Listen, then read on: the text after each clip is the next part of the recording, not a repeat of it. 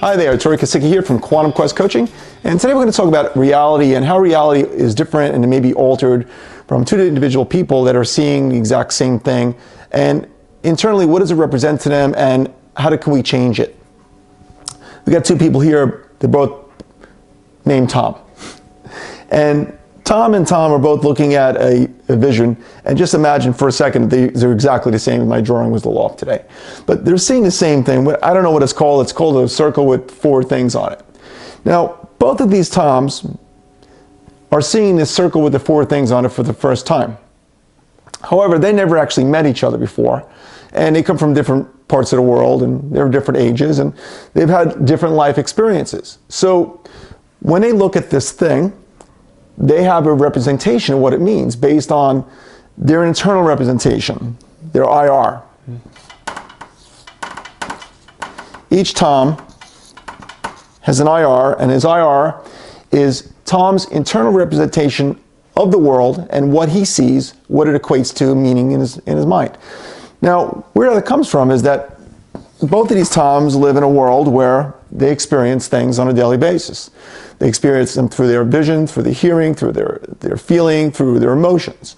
Now, all those feelings are impacting their IR, which is their internal representation of the world. And when they see something that's different, they go quickly to their database of information and go, what does that mean? What does that look like? Have I seen something like that before? If I've seen something like that before, did it represent something to me? Did it do something to me? Did I like it? Did I not like it? Do I want to even look at that anymore? Or is it something that's cool? Am I interested in it? Am I not interested in it? So what the internal representation does inside the individual's mind when they're looking at something new determines what the reality of the new target is. So if our internal representation determines what our reality is, can we change our reality?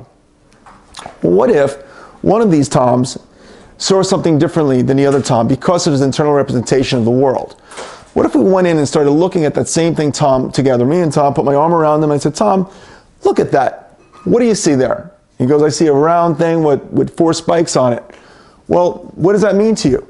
Well, it means that it's black and it's kind of scary because it looks like a shark. It's got 2 fins and a dorsal, and I seen a shark one time and it's scared me to death. So I said, Tom, how do you know it was a shark? He goes, well, I seen a thing sticking out of the water, and I saw in a movie that was a shark. I go, what if I told you that was a dolphin? Because there were dolphins in that area, and actually dolphins are very loving, and they actually save people from sharks. And he looks at me and he goes, really? I'm like, yeah, really.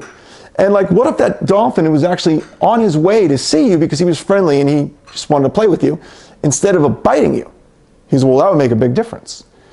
So you can see that you can change somebody's model of the world or change their internal representation of what something means by giving them a different perspective of the very thing that might alter their life. So as individuals like you and I and others, we have a lot of experience in our lives of what things mean. And it's quite often that they don't really mean what we think they mean, but we give them a meaning. And because of that, you need to be open-minded about something that you see in your life and what it might represent to you, and what else could that thing really mean?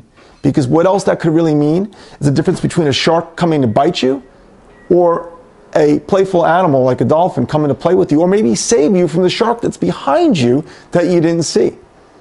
So come check me out for some free videos on quantumquest.com, and thanks for listening.